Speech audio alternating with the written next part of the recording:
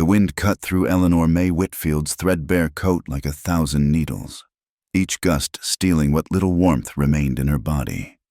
She pulled the worn fabric tighter, though it did little good against the December storm that raged across the Wyoming plains. Her boots, cracked and thin-soled, crunched through knee-deep snow as she stumbled forward, no longer certain of direction, only knowing she must keep moving or die. 3 days ago, she had been Eleanor May Whitfield, daughter of Reverend Thomas Whitfield, keeper of her father's house, tender of her mother's garden.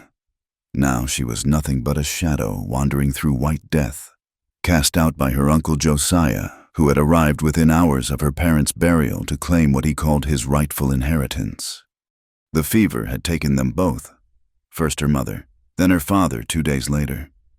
Scarlet fever, the doctor had said, shaking his head grimly as he covered their faces with white sheets. Eleanor had nursed them through their final hours, pressing cool cloths to burning foreheads, whispering prayers her father had taught her, holding their hands as they slipped away into that country from which no traveler returns. She had barely finished shoveling the last spadeful of frozen earth over their graves when Uncle Josiah's wagon rolled up the path. She'd never liked her father's brother, a man with eyes like a snake's and hands that grasped everything within reach. He'd brought papers, he said, legal documents that proved the farm had always belonged to him, merely loaned to his fool brother who'd wasted his life preaching to savages and sinners. "Pack your things, girl," he'd said, tobacco juice staining his gray beard. "I'll be generous. You can take what fits in one bag. The rest stays with the property." She'd stood her ground at first, chin raised despite her grief. "Father would never—" "Your father's dead," Josiah cut her off. "And dead men hold no deeds. You got 1 hour." When she'd tried to take her mother's Bible and her father's silver watch, the only valuable things they'd owned, Josiah had snatched them away. "Those'll fetch good money in town. You can keep your clothes and whatever food fits in your pockets. More than you deserve, considering the debt your father owed me." There had been no debt. Eleanor knew this as surely as she knew her own name. But she also knew the sheriff in town was Josiah's drinking companion, and no young woman's word would stand against a man with papers and friends in high places. So she'd packed what she could carry: 2 dresses, her mother's shawl, a knife, some hardtack and dried beans. As she'd walked past the kitchen window, she'd seen Josiah's sons already dividing up her mother's dishes, heard his wife declaring which bedroom would be theirs, the home where she'd learned to read by firelight, where her mother had taught her to bake bread, where her father had blessed meals with gentle words. It was already becoming something else, something cold and grasping. She'd made it to the edge of town before remembering the promise, the vow she'd made to her father on his deathbed, when his eyes had cleared for just a moment, and his hand had gripped hers with surprising strength. "Stay pure, Eleanor May," he'd whispered. "Save yourself for a godly marriage. Promise me." "I promise, Papa," she'd said, tears streaming down her face. "It's all I can leave you. Your virtue, guard it well." Those had been his last coherent words. Now, stumbling through the blizzard, that promise seemed like a cruel joke. What good was virtue to a frozen corpse? What husband would want a woman with no dowry, no family, no home? The storm had caught her 2 days out from town. She'd been following the telegraph lines, hoping they'd lead to the next settlement, but the blizzard had swallowed everything: lines, landmarks, even the ground beneath her feet. Now she moved by instinct alone, her body growing number with each step. Her food was gone. She'd eaten the last of the hardtack that morning, sucking on it slowly to make it last. The beans were useless without fire, and she hadn't been able to find dry wood since the storm began. Her fingers, wrapped in strips torn from her petticoat, had long since lost all feeling. She couldn't even feel the tears that froze on her cheeks. A shape loomed out of the white void, a dead cottonwood, its black branches reaching into the gray sky like the hands of the damned. Eleanor stumbled toward it, hoping for any shelter from the wind. As she drew closer, She saw something that made her heart leap, a thin line of smoke rising beyond the tree, quickly torn apart by the wind but unmistakably real. Fire meant life. Fire meant people. She pushed forward with renewed desperation, her frozen feet catching on hidden roots and stones. Once she fell hard, face first into the snow, and for a moment she considered staying down. It would be so easy to close her eyes, to let the cold take her to wherever her parents had gone. But stubbornness, maybe, or the simple animal instinct to survive, made her struggle back to her feet. The smoke grew thicker, and through the swirling snow she glimpsed a structure, not a proper house, but a dugout built into a hillside, with a timber front and a chimney pipe jutting from an earthen roof. No light showed through the small window, but smoke meant someone was inside. Eleanor stumbled to the door, a rough affair of planks held together with leather hinges. She raised her frozen hand to knock, but her fingers wouldn't close into a fist. She thumped against the wood with her forearm instead, the sound barely audible above the storm's howl. Nothing. She struck again, harder, using both arms. "Please!" she tried to shout, but her voice came out as barely a whisper. "Please, help me!" The door opened so suddenly she nearly fell forward. Heat rushed out like a living thing, and with it came the smell of wood smoke and something else, leather and herbs and the wild scent of prairie sage. A man stood in the doorway, and for a moment Eleanor thought the cold had finally driven her mad. He was Indian. She could see that much despite her blurred vision. Tall and broad-shouldered, with black hair hanging loose to his shoulders and skin the color of burnished copper. He wore a mixture of native dress and white man's clothes, leather leggings, a wool shirt, a bear-claw necklace against his chest. He looked at her without speaking, dark eyes taking in her ice-crusted coat, her blue-tinged lips, the way she swayed on her feet like a tree in the wind. "Please," Eleanor whispered. I'll die out here." Still, he said nothing, and desperation gave her strength. She thought of her uncle's grasping hands, of the promises she'd made, of everything she'd lost. She had one thing left to bargain with, one currency that might buy her life. "I'll give you anything," she said, the words tumbling out through chattering teeth. "I know what men want. I'll give it to you. Just please, let me in by your fire. I'll do whatever you ask. Anything. Just please don't let me die out here." The words tasted like ashes in her mouth, but she forced herself to stand straighter, to meet his eyes. She waited for him to smile, to reach for her, to name his price. Instead, his expression shifted to something she couldn't read. He stepped back from the door, gesturing her inside with one hand. "Come in from the cold," he said, his English accented but clear. "Sit by the fire." Eleanor stumbled across the threshold, the sudden heat making her dizzy. The dugout was small but clean, with a stone fireplace against one wall and simple furniture, a table, 2 chairs, a bed covered with buffalo robes. Her legs gave out before she could reach the fire, and she sank to her knees on the packed earth floor. The man closed the door against the storm, then moved past her to add wood to the fire. He took a kettle from beside the hearth and poured something into a tin cup. Tea, she realized, as the steam reached her nose. He knelt beside her, holding the cup to her lips. "Drink slow," he said. "You're near frozen through." The tea was bitter with some herb she didn't recognize, but it was hot, blessedly hot. She sipped it carefully, feeling warmth spread from her throat to her chest. Her hands shook too badly to hold the cup, so he held it steady for her, patient as a mother with a child. When the cup was empty, he set it aside and looked at her directly. "You offered yourself to me," he said, his voice neutral. "Why?" Eleanor felt heat in her cheeks that had nothing to do with the fire. I have nothing else. No money, no food. I thought—" She couldn't finish. "You thought I would take such payment." It wasn't a question. He stood, moving to a chest against the wall. "Remove your wet clothes." You'll catch your death. Eleanor's hands moved to her coat buttons, trembling. So it would happen now. She'd made the offer. He would collect. She thought of her father's dying words and wanted to weep. But the man wasn't watching her. He pulled blankets from the chest, shaking them out, then set them on a chair near the fire.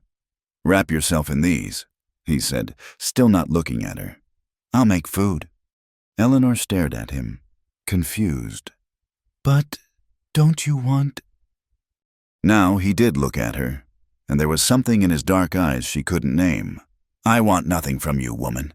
Keep your virtue, it's not mine to take. You'll rest by my fire because the storm would kill you otherwise. That's all." "But I offered, and I refuse." His voice was firm, but not unkind. "I am Samuel Crowfeather. This is my home. You're welcome here until the storm passes. But I'll take no payment from someone the wind is already killing." Eleanor felt tears spring to her eyes, the first warm tears she'd cried since leaving her home. She fumbled with her frozen buttons, managing to shed her soaked coat and dress. Samuel kept his back turned as she wrapped herself in the blankets, which smelled of cedar and smoke. "Thank you," she whispered. He nodded once, then busied himself at the small stove, adding ingredients to a pot. "What's your name?" "Eleanor. Eleanor May Whitfield." "Well then, Eleanor May Whitfield, rest now. We'll speak more when you're warm."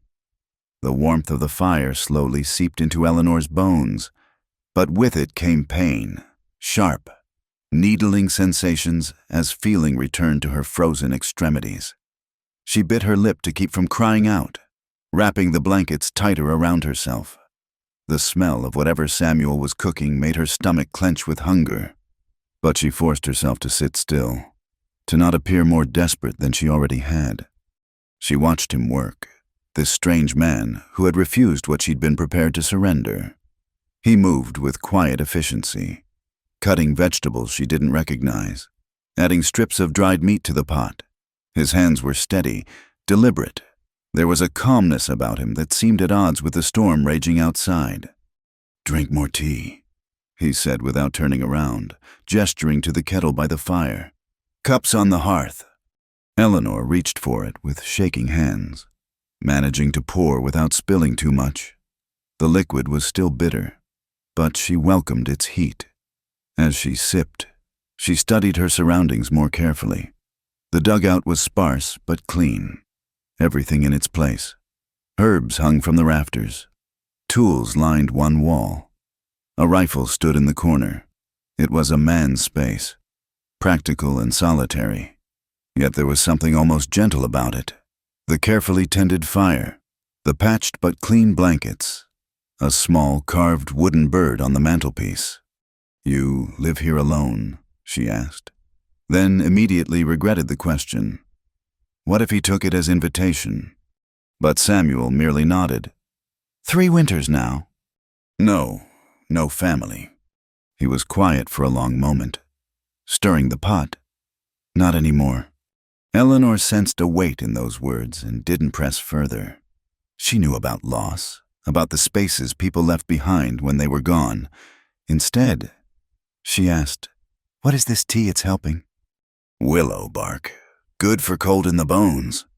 He glanced at her hands, which she was flexing carefully. "Your fingers. Can you feel them all?" "Yes, they hurt, but I can feel them." "Good. Pain means they're not lost to frostbite." He returned to his cooking. "The storm will last through tomorrow at least, maybe longer." Eleanor's heart sank. She'd imposed herself on this man's hospitality, offered him the last thing she had to give, and now she was trapped here by weather. "I'm sorry, I don't mean to be a burden." Samuel turned then, fixing her with that steady gaze. "You're not a burden. You're a person caught in a storm. There's no shame in needing shelter. But I have nothing to repay you with. Nothing except—" She trailed off, ashamed. "You have your life," he said firmly. "That's payment enough. Now stop offering what shouldn't be currency. You dishonor yourself." The rebuke stung, but there was no cruelty in it. Eleanor pulled the blankets higher, hiding her face. "You don't understand. I've lost everything.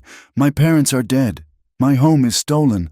I have no money, no family, nowhere to go. What honor do I have left to lose?" Samuel abandoned the stove and crossed to where she sat. He crouched before her, not touching, but close enough that she could see the flecks of gold in his dark eyes. "You have the honor of surviving, the honor of fighting through that storm instead of lying down to die, the honor of being Reverend Whitfield's daughter." Eleanor's head snapped up. "You knew my father. He came to the reservation sometimes, brought medicine during the sickness 2 summers ago. He was a good man." Samuel's expression softened slightly. "He spoke of his daughter, said she could read and write better than most men, that she had a quick mind and a kind heart. That must be you." Fresh tears spilled down Eleanor's cheeks. "He's dead. The fever took him and my mother both. My uncle claimed the farm, said there were debts, but there weren't. He just wanted—" She couldn't continue. Samuel rose and returned to the stove. "Then your uncle is a thief and a liar, but that's his dishonor, not yours." He ladled stew into a bowl, bringing it to her with a spoon. "Eat slowly. Your stomach needs to remember what food is." The stew was unlike anything she'd had before, rich with unfamiliar spices, chunks of meat and root vegetables in a thick broth. Eleanor ate carefully, savoring each bite. It had been days since she'd had hot food, and this simple meal seemed like a feast. "Thank you," she said between spoonfuls, "for everything, for not being the man you expected to find." Samuel finished. He sat in the chair across from her, his own bowl balanced on his knee. "Tell me, Eleanor May Whitfield, why did you think I would demand such payment?" The question made her uncomfortable. She focused on her stew. "You're a man. I'm alone. It's what happens. Is it—" His voice was mild, but she heard something underneath. "Who taught you this?" "Everyone knows. A woman alone, especially with no protection. My father always said I must save myself for marriage, that my virtue was precious. But what good is virtue if I'm dead?" Samuel set down his bowl and leaned forward, elbows on his knees. "Your father was right that virtue is precious, but he was wrong if he taught you it was the only value you have. You read, you write, you think. You survived a blizzard that would kill most men. Are these things worth nothing?" Eleanor had no answer for that. She finished her stew in silence, feeling her body slowly coming back to life. The warmth, the food, the unexpected safety. It was almost too much. She found herself fighting to keep her eyes open. "Sleep," Samuel said, noticing her struggle. "Take the bed. I'll sit by the fire." "I couldn't—" "You can and you will. You need proper rest." He stood, gathering their empty bowls. "Tomorrow we'll see about drying your clothes, finding you something warmer to wear." Eleanor wanted to protest, but exhaustion was winning. She rose unsteadily, still clutching the blankets, and made her way to the bed. It was narrow but soft, piled with furs that smelled of sage and cedar. She sank into it gratefully. "Samuel," she called softly as he settled into the chair by the fire. "Yes. Why did you really refuse? Most men wouldn't have—" He was quiet so long she thought he wouldn't answer. Then, "My mother was 15 when soldiers came to our village. She had no choice in what happened. I was born 9 months later." His voice was steady, matter of fact, but Eleanor heard the weight of history in it. "I swore I would never be that kind of man, never take what wasn't freely given by someone who had true choice. You had no choice tonight, the storm made sure of that, so I refused." Eleanor pulled the furs up to her chin, studying his profile in the firelight. This man, this stranger, who her people called savage, had shown her more honor than her own blood. "Rest now," Samuel said without turning. "The storm will keep. Everything else can wait for morning." Eleanor closed her eyes. listening to the wind howl outside and the fire crackle within. For the first time since her parents died, she felt safe. It was a strange feeling, lying in a strange man's bed while he kept watch by the fire, but there was no fear in it, only a deep, bone-weary gratitude.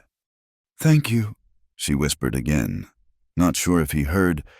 "Sleep, Eleanor May," came the soft reply. "You're safe here." And somehow, against all reason, she believed him. She let exhaustion take her, sinking into the first peaceful sleep she'd known in days, while outside the storm raged on and inside, a man who'd known too much of the world's cruelty kept gentle watch through the night. When she woke once in the darkness, confused and frightened, she saw him still there, a solid shadow between her and the door, feeding wood to the fire with careful hands. She slept again, and this time she didn't dream of frozen earth or grasping hands or promises she couldn't keep. She dreamed of nothing at all, and that emptiness was its own kind of blessing. Eleanor woke to a world transformed into white silence. The howling wind had softened to a whisper, but through the small window she could see snow still falling in thick, lazy curtains.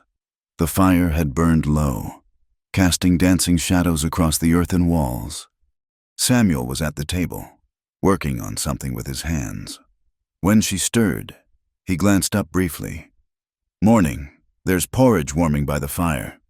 She sat up slowly, still wrapped in blankets, her body stiff but wonderfully warm. The nightmare of yesterday seemed distant now, like something that had happened to someone else. "How long did I sleep?" "Through the night and then some. It's near noon." He returned to his work. She could see now he was mending a harness with thick thread and an awl. "Storm's not done yet. Might be another day or two before it clears." Eleanor's stomach dropped. 2 more days imposing on his hospitality. 2 more days of taking without giving. She rose carefully, keeping the blankets wrapped around her. "I should check my clothes. They might be dry by now." "They're not." Samuel nodded toward where her dress hung on a line near the fire. "That fabric's too thin for this weather anyway. You'll freeze again the moment you step outside." He was right, and they both knew it. Eleanor's dress was meant for town living, for houses with proper stoves and walls that kept out the wind. It was useless against a Wyoming winter. She ladled porridge into a bowl, grateful for the simple meal. They ate in companionable silence. The only sounds, the settling of logs in the fire and the whisper of snow against the walls. It was strange, she thought, how comfortable this quiet felt. With her parents, silence had meant prayer or contemplation. With her uncle, it had meant brewing anger. But with Samuel, silence was just silence. No weight to it, no expectation. After eating, Eleanor grew restless. She wasn't used to idleness. At home, there had always been work. Cooking, cleaning, mending, tending the garden. Her hands needed occupation. "Is there something I can do?" she asked. "Some way I can help." Samuel looked up from his harness. "You're a guest. Guests don't work." "Please, I'm not good at sitting still." She gestured around the small space. "Surely there's something that needs doing." He studied her for a moment, then pointed to a basket in the corner. "There's mending in there, if your hands are steady enough, thread and needles in the tin box beside it." Eleanor retrieved the basket eagerly. Finding several shirts with torn seams and missing buttons, she settled near the fire with the mending, grateful for the familiar work. Her fingers were still clumsy from the cold, but they remembered their skills soon enough. They worked in that comfortable quiet for a while, until curiosity got the better of her. "You said you've lived here 3 winters. Where were you before?" Samuel's hands paused briefly in their work. "South, with my mother's people." "The Comanche?" He looked surprised. "Your father taught you about the tribes?" "Some. He said it was important to know one's neighbors, even if others called them enemies." Eleanor kept her eyes on her stitching. "He never believed in the wars, said there was land enough for everyone if people weren't so greedy." An unusual view for a white minister. Papa was unusual in many ways. The needle blurred as tears threatened. She blinked them back. Why did you leave your people? Samuel set down the harness and rose to add wood to the fire. There was trouble. A trader brought whiskey to our camp. Some of the young men drank too much, myself included. There was a fight. A man died. He stood with his back to her, hands braced on the mantle. It was an accident, but his family wanted blood justice. The elders decided exile was better than more killing. So I left. Eleanor absorbed this, her needle moving steadily. Do you miss them, your family? Every day. He returned to his seat. But some roads can't be walked backward. This is my life now. She understood that feeling, the door that closes behind you and won't open again, no matter how hard you pound on it. I'm sorry. Don't be. I have what I need. The land provides. He gestured around the dugout. It's not a bad life. Quiet, but not bad. They worked on as the afternoon wore into evening. Eleanor finished the mending and Samuel completed the harness repair. He taught her how to bank the fire properly for the night, showed her where he kept the dried meat and herbs, explained which tea was for warmth and which for pain. She didn't ask why he was teaching her these things, but she memorized every word. When darkness fell, he made another simple meal, fried bread and beans with strips of jerky. Eleanor ate gratefully, marveling at how different hunger felt when you knew it would be satisfied. Tell me about your mother, Samuel said unexpectedly. What was she like? Eleanor smiled, the first real smile in days. She was light. That's the best word.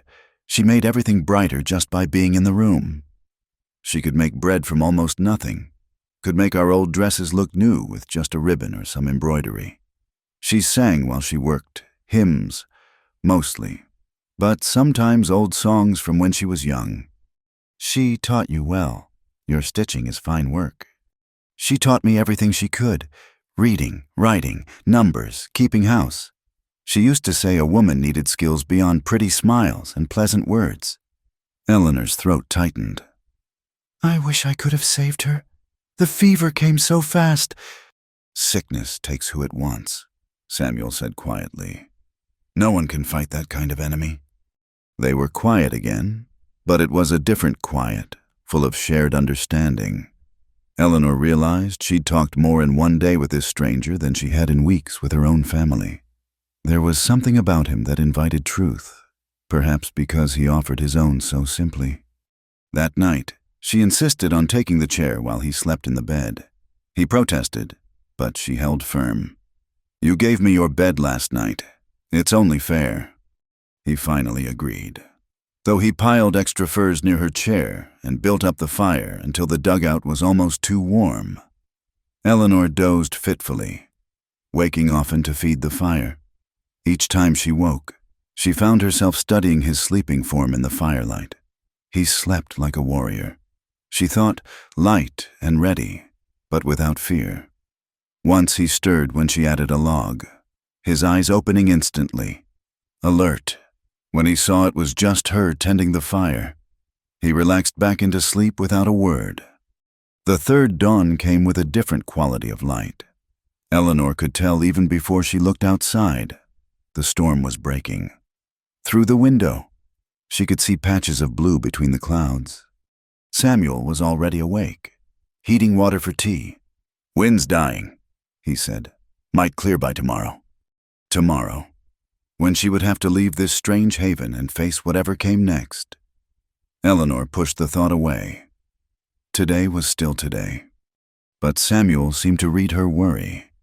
Where were you headed before the storm?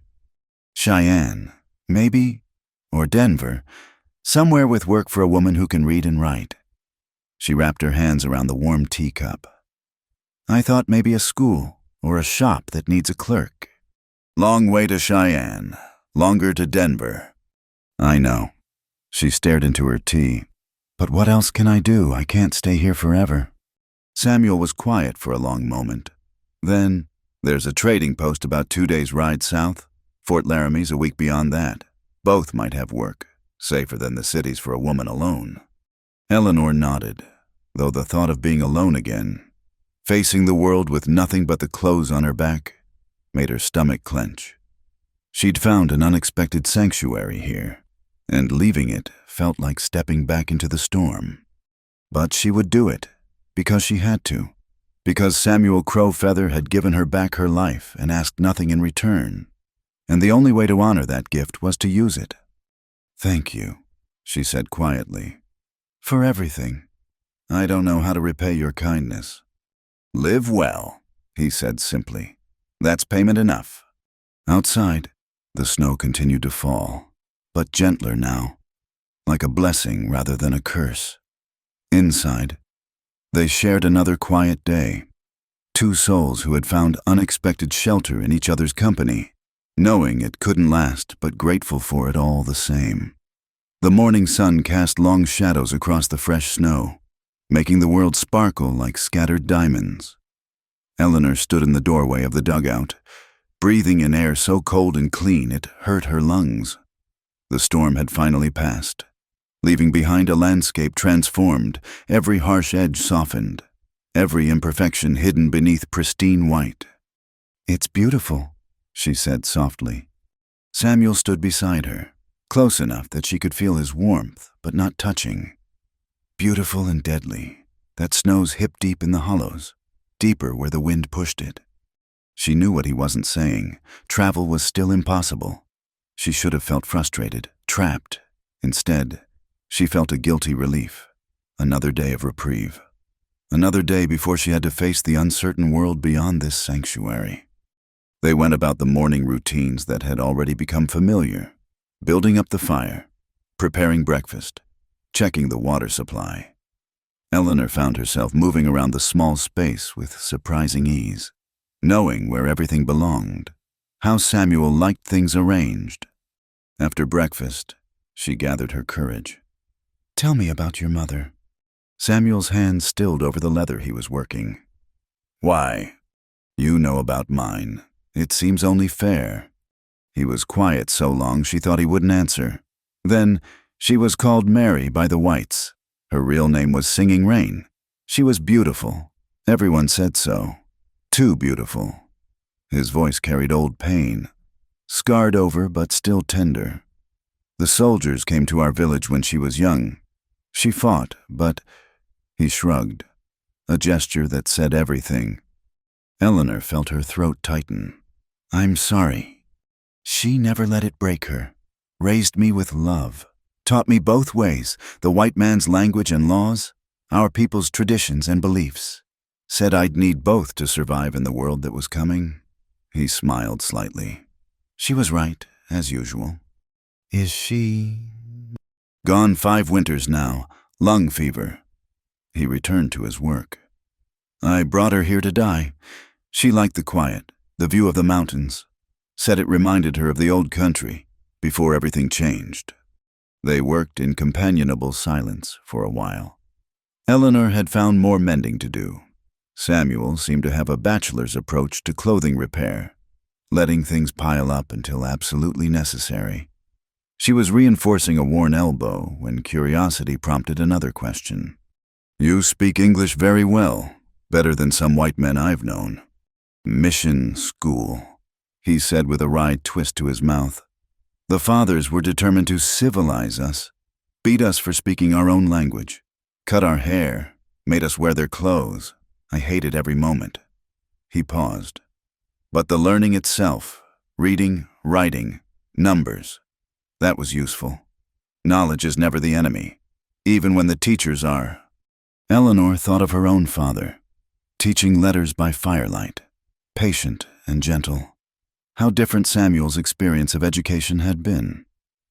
"What did you read?" "Everything they'd let me. The Bible, of course. History books, though they were all lies about my people. Some literature, Shakespeare, Milton. I liked the stories, even if I didn't believe them." He glanced at her. What does a minister's daughter read?" "The Bible, naturally. But Papa had other books too. Pilgrim's Progress, some poetry." He even had a book of Greek myths he kept hidden from the church elders. She smiled at the memory. He said God gave us minds to use them, not to keep them empty. A wise man. He was. Eleanor felt the familiar ache of loss. I wish you could have known him better. I think you would have liked each other. We did speak once, Samuel said unexpectedly. Beyond the medicine visits, he came to the reservation to hold services. Most of us ignored him, but I was curious. We talked afterward about faith, about how different people see God. He didn't try to convert me, just listened, asked questions. Few white men do that. Eleanor felt tears prick her eyes. That sounded exactly like her father, curious about the world, respectful of differences. What did you tell him? That my people see the sacred in everything, the wind, the earth, the stars. That we don't separate spirit from life the way his religion does. He said that was beautiful, that maybe his God worked through all those things too. Samuel's voice held remembered warmth. Then he asked about you. Me. Said he worried about his daughter. The world was hard for women, especially smart ones. Asked if I thought the old ways or the new were better for protecting them. Samuel met her eyes. I told him both ways failed women when men chose to be cruel. He agreed. Eleanor had to look away, overwhelmed by this glimpse of her father through someone else's eyes. They returned to their work, but the silence between them had shifted again, deepened with shared memory. As afternoon approached, Samuel rose and pulled on his coat. I need to check the snares, see if the storm brought anything. Can I come? He hesitated. The snow's deep. It'll be hard walking. I've been sitting still for 3 days. Please, I need to move, to be useful. He studied her thin dress, her inadequate shoes. Then he went to the trunk and pulled out clothing, a thick wool shirt, leather leggings, fur-lined moccasins. These were my mother's. They'll be big, but they'll keep you warm. Eleanor took the clothes reverently. They smelled of cedar and sage, carefully preserved. It felt strange putting them on, like stepping into someone else's life. But they were warm, so much warmer than anything she owned. Samuel showed her how to wrap her legs properly, how to tie the moccasins so snow couldn't get in. When she was dressed, he looked her over critically. Better. You might survive an hour outside now. They ventured into the white world together. Samuel led the way, breaking trail through the deep snow, Eleanor following in his footsteps. The cold was sharp, but not bitter. The sun warm on her face. She felt her body come alive with the effort of walking, her breath steaming in the crisp air. The snares were empty. The storm had driven all the small game to shelter, but Samuel showed her how they were made, explained the best places to set them, the signs to look for. Eleanor absorbed it all, understanding she was being given survival knowledge most white women never learned. On the way back, they stopped at an overlook where the land fell away toward the distant mountains. The view was breathtaking, endless white beneath endless blue, the peaks rising like prayers against the sky. It's so big, Eleanor breathed. So empty. Not empty, Samuel corrected gently. Full of life waiting for spring. Full of stories in every rock and tree. You just have to learn how to see them. Will you teach me? The question slipped out before she could stop it. They both heard what she was really asking. Will there be time? Will I stay long enough to learn? Is this something more than storm shelter? Samuel was quiet for a long moment. Then, everyone should know how to read the land. It's a useful skill. It wasn't really an answer, but Eleanor didn't push. They made their way back to the dugout as shadows began to lengthen, walking in comfortable silence. Inside. She helped him prepare dinner, moving around each other in the small space with practiced ease. It felt domestic, settled, like something that could become routine. That evening, as they sat by the fire, Eleanor finally asked the question that had been building all day. Your name, Samuel Crowfeather, that's not one name or the other, is it? It's both. He smiled slightly. The mission fathers called me Samuel, said my real name was Heathen Nonsense.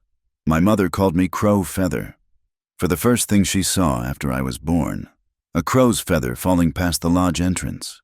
When I left the mission, I kept both. Seemed fitting for someone caught between worlds. Which do you prefer? From you, he considered. Samuel is fine. It's the name your father knew. Eleanor nodded, understanding the gift in that, allowing her to call him by the name that connected to her own history. Thank you, Samuel. For what? For seeing me as more than just a woman in trouble, for teaching me things, for... She gestured helplessly. For treating me like a person. You are a person, he said simply. Why would I treat you as anything else? But Eleanor knew the answer to that, because the world often didn't. Because women were property or burden or temptation, but rarely just people. This man, this unexpected savior, had given her more than shelter from the storm. He'd given her back herself. Outside, the stars emerged one by one in the clear sky, bright as hope in the darkness. Inside, two people sat by the fire, finding in each other's company something neither had expected. Not romance, not yet, but recognition, the understanding that sometimes the most profound connections come not from passion but from quiet respect, from seeing and being seen clearly. Tomorrow the trails might be clear enough for travel. Tomorrow decisions would have to be made. But tonight, there was just this warmth and safety and the gentle weight of possibility, as delicate and perfect as new-fallen snow. The fifth morning dawned clear and cold, with that particular quality of light that comes after a storm, everything sharp-edged and crystalline. Eleanor woke to find Samuel already up, standing by the window with a cup of tea, studying the horizon. The trails will be passable today, he said without turning. Not easy, but passable. Eleanor felt her stomach drop. She'd known this moment would come, but somehow she'd let herself forget, allowed herself to sink into the rhythm of these quiet days as if they could last forever. She rose slowly, wrapping a blanket around her shoulders. I suppose I should prepare to leave then. Samuel turned to look at her. Where will you go? The trading post you mentioned. South. She tried to sound confident. I'm sure they'll need someone who can read and write. Keep accounts. Perhaps. Perhaps. His tone was neutral. It's a 2-day walk in good weather, longer with the snow. I can manage. In that dress with those shoes. He shook his head. You'll be dead before nightfall. Eleanor bristled at his blunt assessment, even knowing he was right. Then what would you suggest? I can't stay here forever? Can't you? The question hung in the air between them. Eleanor stared at him, trying to read his expression. What are you saying? Samuel set down his cup and moved to sit across from her at the table. I'm saying you have skills I could use. You can read, write, do figures. I trade furs and hides at the post twice a year. I never know if I'm getting fair price because I can't check their ledgers. You mend better than I do. Cook better too. The work here is hard, but it's honest. You're offering me a position as what, your housekeeper? As a partner. He met her eyes steadily. Equal share in what the land provides. Your own space. I can partition off a corner. Build a separate entrance come spring. You'd be free to leave whenever you chose. Eleanor's mind raced. It was an unconventional offer, perhaps even scandalous by town standards. An unmarried woman living with a man, even with separate quarters, would raise eyebrows. But what did town standards matter when town had cast her out? Why, she asked. Why would you do this? Samuel was quiet for a moment, choosing his words carefully. Because I've been alone 3 winters, and I'm tired of my own company. Because you're the first person who sat at my table and didn't look at me with fear or disgust or missionary zeal. Because you need a place, and I have one. He paused. Because your father was kind to my mother once. When she went to town for supplies and the shopkeeper tried to cheat her, he intervened, Made sure she got fair trade. She never forgot that. You're offering me shelter out of debt to my father. No. His voice was firm. I'm offering because it makes sense. For both of us, the debt to your father just means I know you come from good people. Eleanor stood and walked to the window, looking out at the endless white. She thought of her alternatives, the uncertain welcome at the trading post, the long, dangerous journey to cities where she knew no one, the likelihood of ending up in circumstances far worse than what Samuel offered. What would people say, an Indian man and a white woman? People will say what they say regardless. They already call me savage. You, they'd call ruined. Does their opinion fill your stomach? Keep you warm, give you purpose? She turned to face him. And you, what do you gain from this arrangement? Someone to share the work, someone who can help with the trading, make sure I'm not cheated, someone to talk to when the winter nights are long. He smiled slightly. Someone who makes better tea than I do. Despite everything, Eleanor found herself smiling back. It is rather terrible tea. See, already you'd improve my life. She grew serious again. I won't be a convenience, Samuel. If I stay as equal. As you said, my own space, my own choices. And if there are expectations. She couldn't finish, but he understood. The only expectation is honest work and honest dealing. What grows between people can't be forced or traded. It comes or it doesn't. He stood, moving to the trunk. Take time to think. The offer stands whether you decide today or next week. He pulled out more clothing, a heavy coat, thick wool skirts, sturdy boots. These were my mother's too. If you decide to leave, take them anyway. No argument, he added as she started to protest. She'd haunt me if I let you freeze for pride's sake. Eleanor fingered the warm fabric, well made and cared for.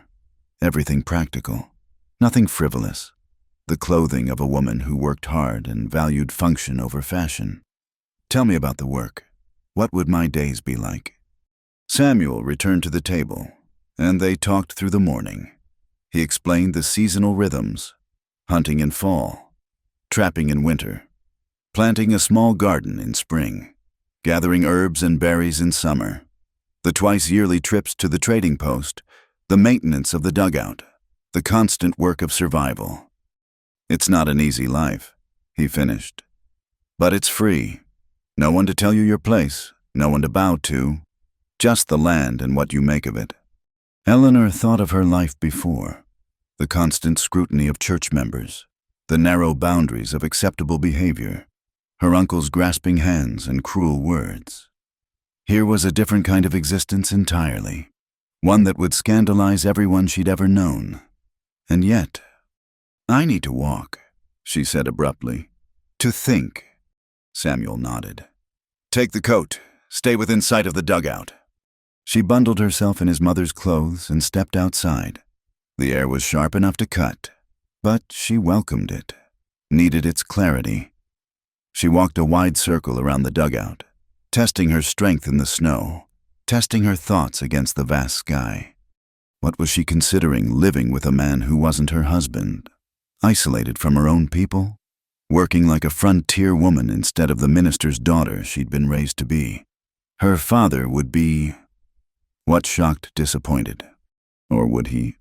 She remembered his words about Samuel's people, his refusal to condemn what he didn't understand. Remembered his frustration with the narrow-minded congregation, the way he'd encouraged her education even when others said too much learning made women difficult. What was it he'd said? God gave you a mind. Eleanor May. Using it honors him more than hiding it ever could. She thought too of her mother, making beauty from nothing, finding joy in small things. Her mother who'd whispered once, when she thought Eleanor was asleep, I hope she finds a bigger life than mine. The sun climbed higher, warming her face. She'd made a full circuit now, could see Samuel through the window, working on something at the table, not watching for her. Not pressing for an answer, just continuing with the day's tasks, patient as the mountains. Eleanor made her decision. She went back inside, stamping snow from the boots. Samuel looked up but didn't speak, letting her find her words. "I'll stay," she said simply. "As partner, as you offered, with the understanding that either of us can end the arrangement if it becomes unsuitable." He nodded gravely. "Agreed. We'll work out the details as we go. And I want to learn everything, not just the household tasks, but hunting, trapping, reading the land. If I'm to be a true partner, I need all the skills." "I wouldn't expect otherwise." He stood and extended his hand. "Partners." Eleanor took it, his grip warm and calloused and steady. "Partners." They shook once, formally, and she thought how strange it was to seal such a momentous decision with such a simple gesture. No ceremony, no witnesses, no legal documents, just two people choosing to face the wilderness together rather than alone. "Now what?" she asked. "Now we work." Samuel smiled. "Those furs won't prepare themselves, and if you're to help with trading, you need to know quality from trash." He spread a selection of pelts on the table, and Eleanor's education began, as he taught her to judge thickness and sheen, to spot damage or poor handling. She felt something settle in her chest. Not happiness exactly, it was too soon for that, too strange and new, but possibility, perhaps, the chance of a life she couldn't have imagined a week ago, when she was stumbling through the storm, certain of death.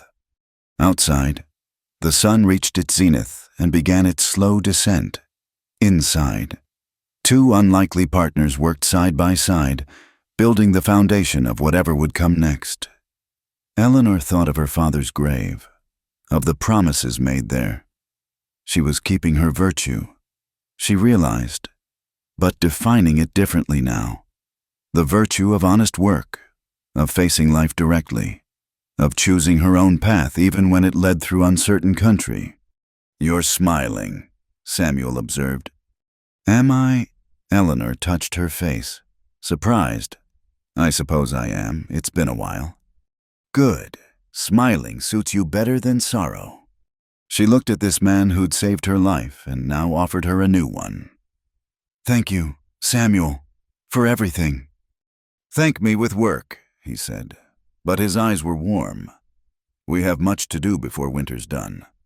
Eleanor nodded and bent back to the furs, learning their textures and values.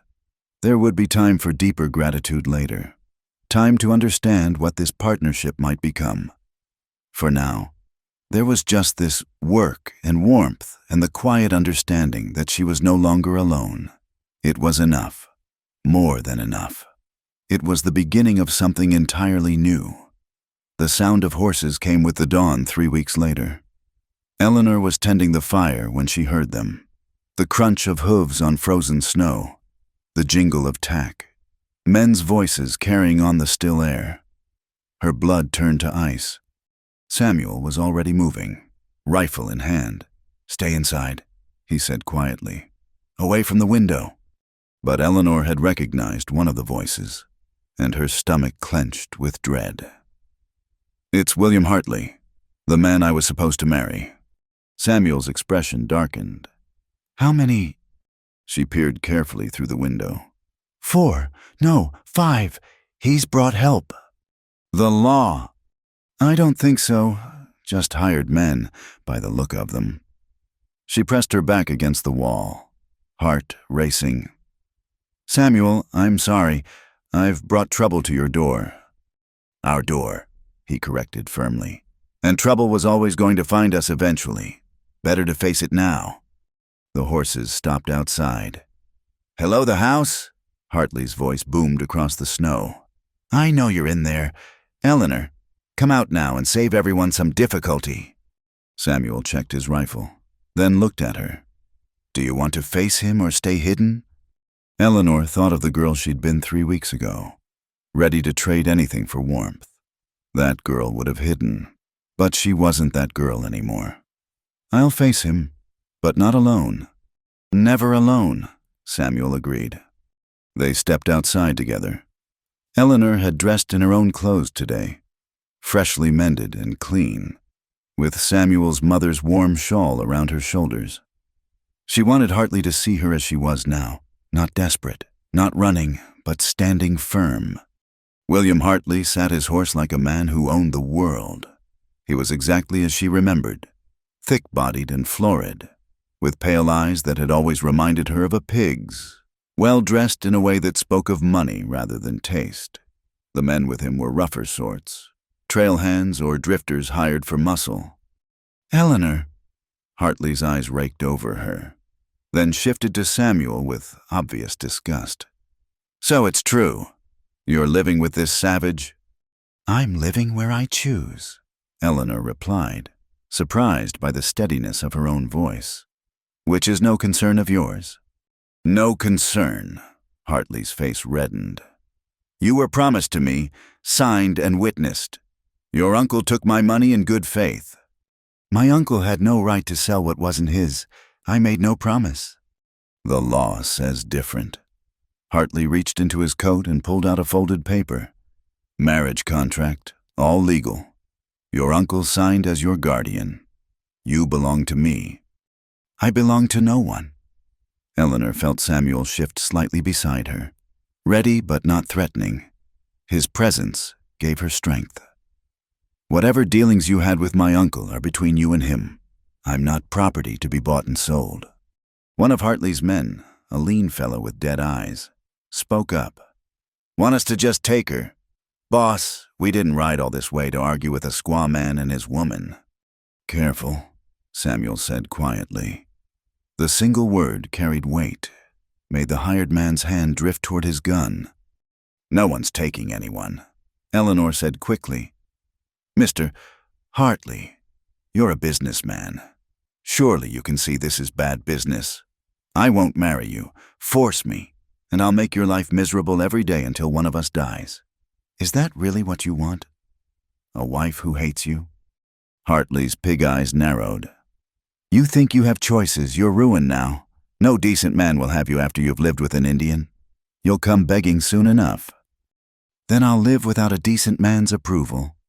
Eleanor lifted her chin. "I've found I quite prefer it." "Your father would be ashamed," Hartley spat. "His daughter, spreading her legs for a red savage."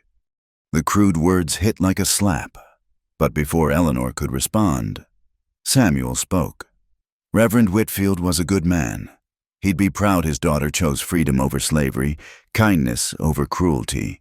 You shame his memory by speaking of her so. You dare speak of her father? Hartley's hand moved to his gun.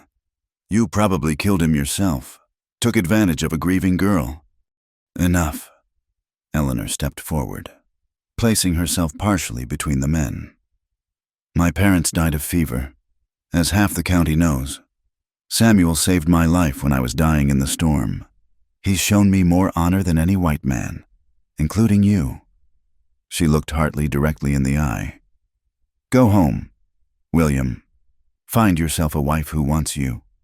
I'm not her and never will be. Hartley's face had gone purple with rage. You think you can just dismiss me? I paid good money. Then take it up with my uncle. Sue him if you must. But I am not part of that bargain and never was. The lean hired man spoke again. Boss, we could just... Could just what?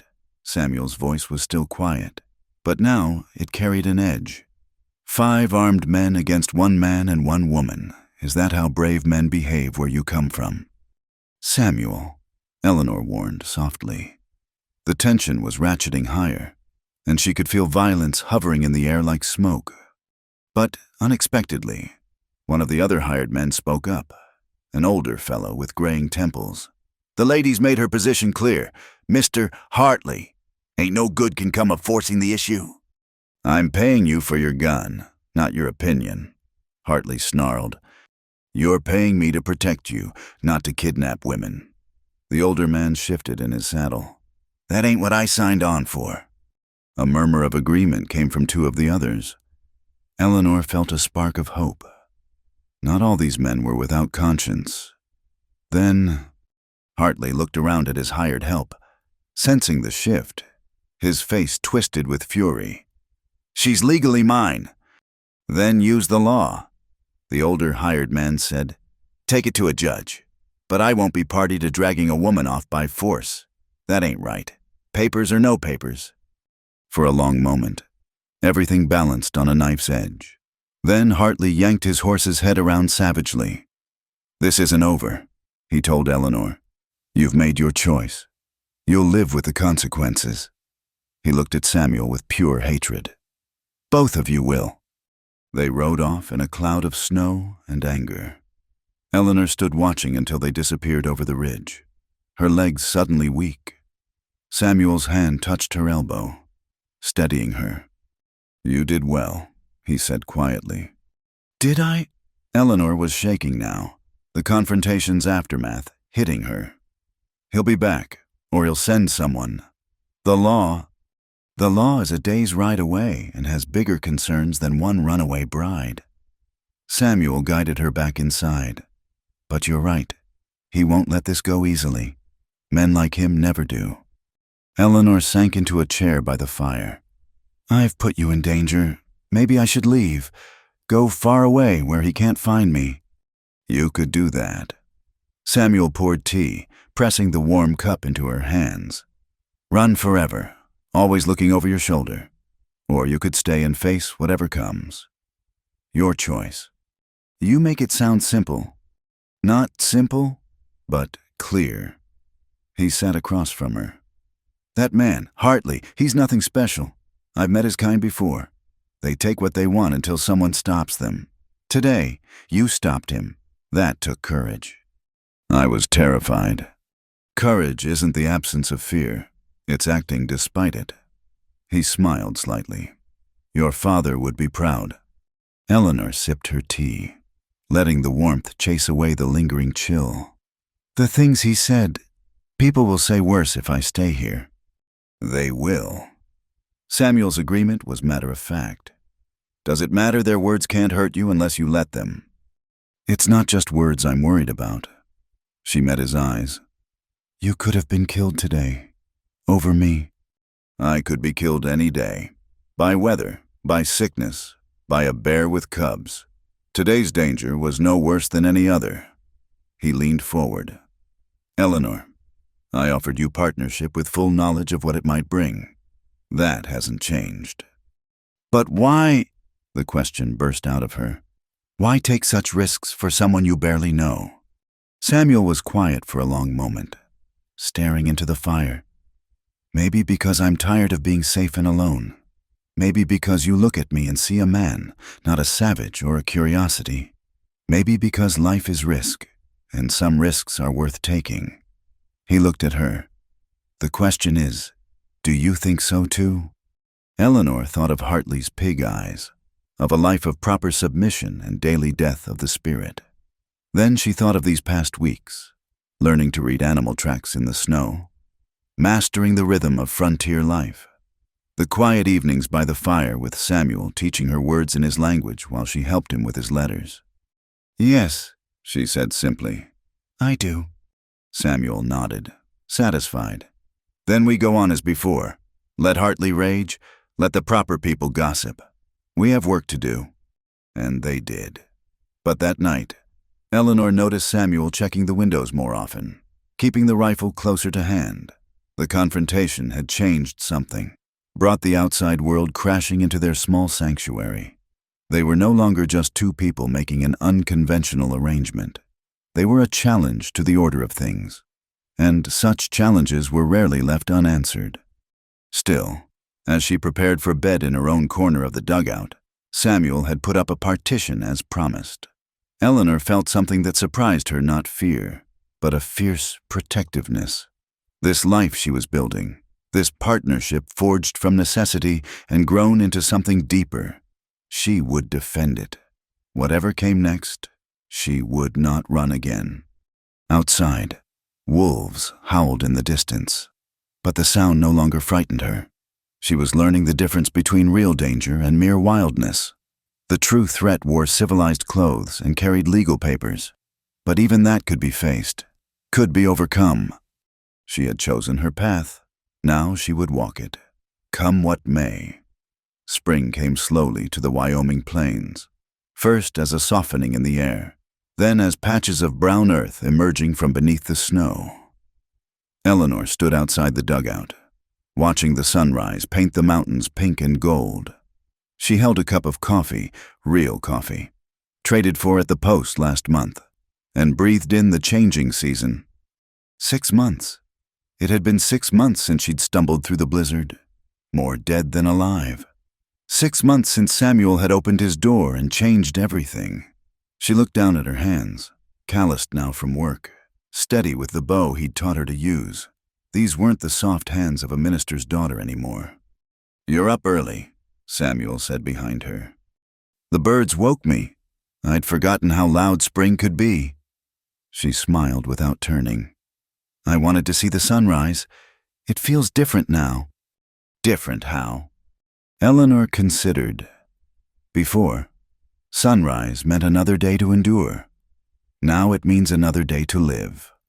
Samuel moved to stand beside her, his own coffee steaming in the cool air. They stood in comfortable silence, watching the world wake up. This had become their routine, these quiet moments before the day's work began. "I've been thinking," Eleanor said eventually, "about my mother's journals, the ones I managed to save. What about them?" "I've been reading them at night. She wrote about her youth, before she married my father. She wanted to be a teacher once, had plans to go east, to one of those colleges that take women." Eleanor sipped her coffee. She gave it all up when she met him. "Do you think she regretted it?" "No, she loved him, loved us, but—" Eleanor struggled to find the words. She wrote about feeling like a plant that had been carefully pruned to fit in a particular pot, pretty to look at, but never allowed to grow wild. Samuel was quiet for a moment. "And you? Do you miss your pot?" Eleanor laughed. A real laugh, full and free. "God, no. I've gone completely wild. Haven't I? My mother would be scandalized and secretly pleased. I think." "You've grown strong," Samuel said simply, "like a tree that bends with the wind instead of breaking." They went inside to prepare breakfast together. Eleanor had taken over most of the cooking, but Samuel still made the bread, his mother's recipe, which he'd finally taught her last month. As they worked, she found herself humming, something she hadn't done since before her parents died. "You're happy," Samuel observed.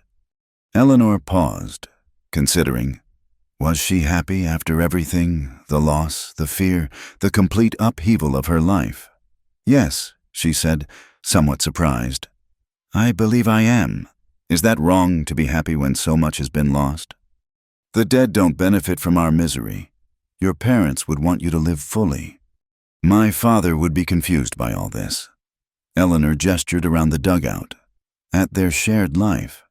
"But yes, I think he'd want me happy." She smiled wryly. "My mother would understand better."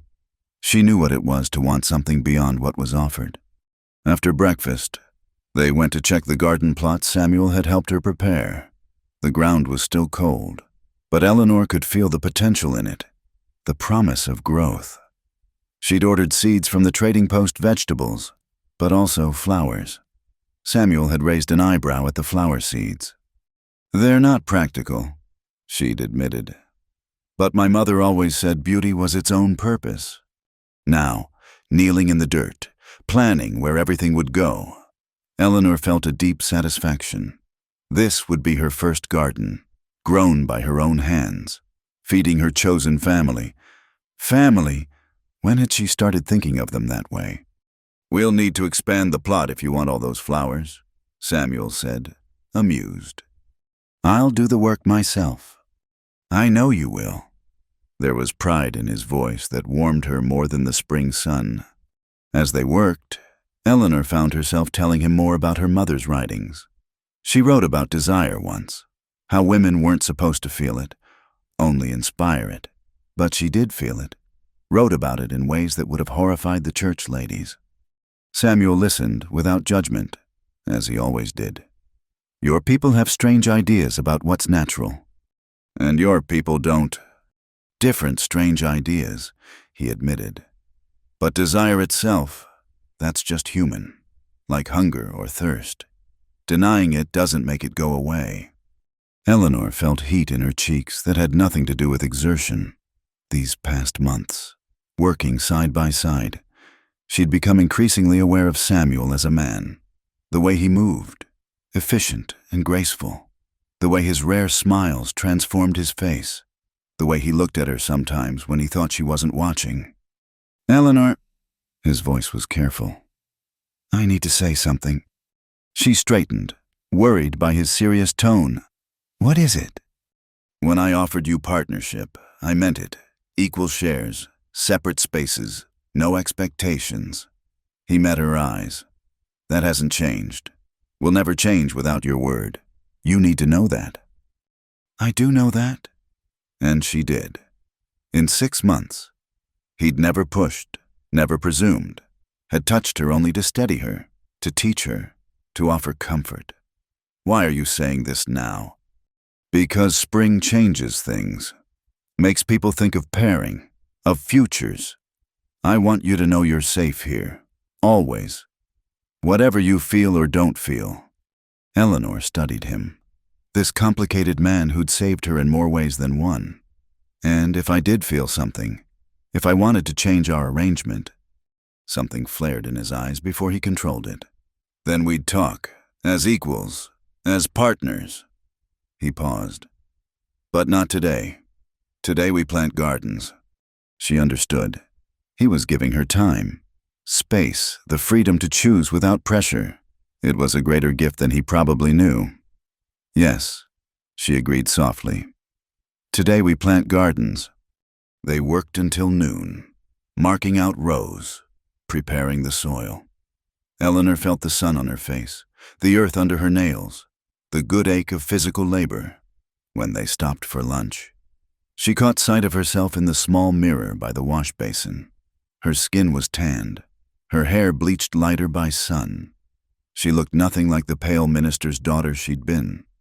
"I barely recognize myself," she murmured.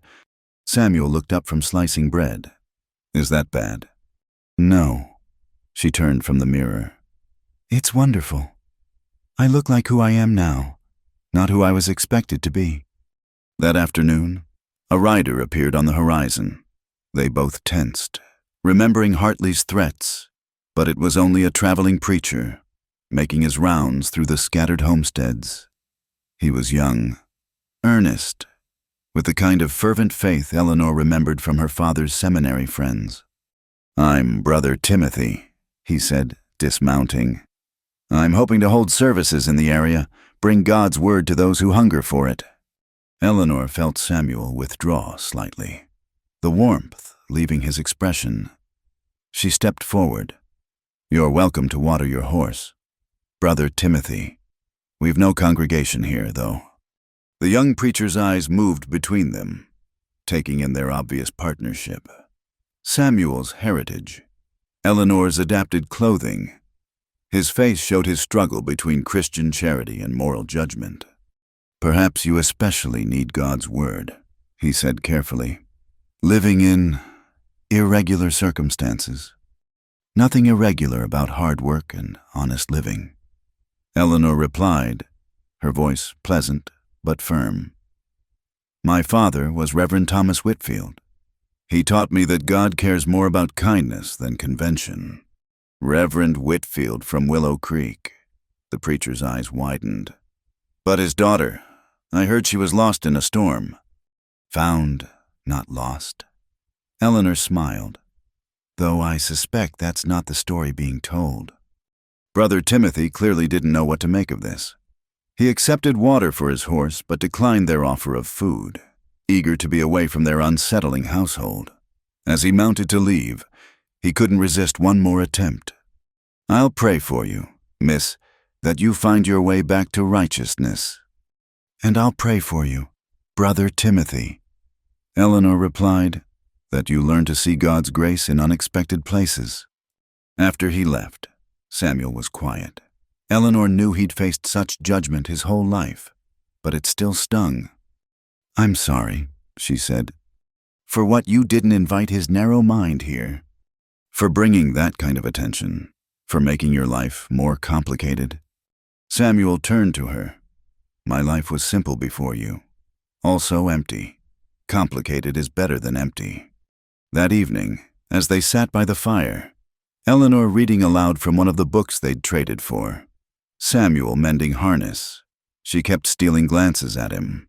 When had his presence become so necessary to her contentment? When had this dugout become more home than anywhere she'd ever lived? You're not reading, Samuel observed, amused. I'm thinking. Dangerous habit. Samuel, she set the book aside. What Brother Timothy said about irregular circumstances. Bothered you? No, made me think. She took a breath. Our circumstances are irregular, but they're also good, better than good. They're the first true thing I've ever chosen for myself. He set down his work, giving her his full attention. Eleanor, I'm not asking for anything to change. Not yet. I just wanted you to know that I don't regret a single moment. Not the storm, not the choice to stay, not the gossip or judgment, none of it. She met his eyes. You gave me my life back. More than that, you gave me the chance to discover who I really am. You did that yourself. I just opened a door. And kept opening them, teaching me, trusting me, seeing me as myself and not what I should be. She smiled. I'm wild now. Remember too wild to go back to being pruned. Samuel's expression softened in that way she'd learned meant he was deeply moved. Stay wild then.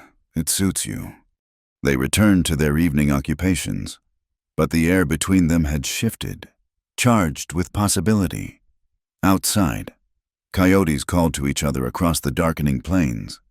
Inside, two people who'd found each other against all odds continued building a life together, one careful day at a time. Eleanor picked up her book again, finding her place, but before she started reading, she said quietly, Spring does change things. You were right about that. Samuel's hand stilled on the leather. Yes, he agreed, just as quietly. It does. And in that moment, with spring awakening the world outside and something equally powerful stirring between them, Eleanor knew that everything was about to change again. But this time, she wasn't afraid.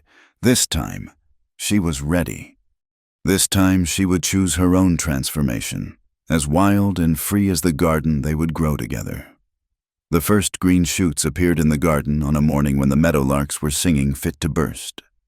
Eleanor knelt among the tiny plants, marveling at their persistence, life pushing through cold earth, reaching for sun. It seemed like a small miracle after the long winter. The beans are coming up strong, she called to Samuel, who was repairing the fence that kept the deer out. And look, the flowers too. He came to see, standing close enough that she could feel his warmth. These days, he seemed to stand a little closer than necessary, and she found herself inventing reasons to be near him too. It was a dance without music, both of them circling something unnamed but increasingly undeniable. Your mother's flowers, he said, recognizing the shoots. Black-eyed Susans. She saved seeds every year. These are probably great-grandchildren of her first plants. Eleanor touched one tenderly. I used to think it was silly, caring so much about flowers. Now I understand. It's about creating beauty where you are, claiming your place. That evening, Samuel built a fire outside.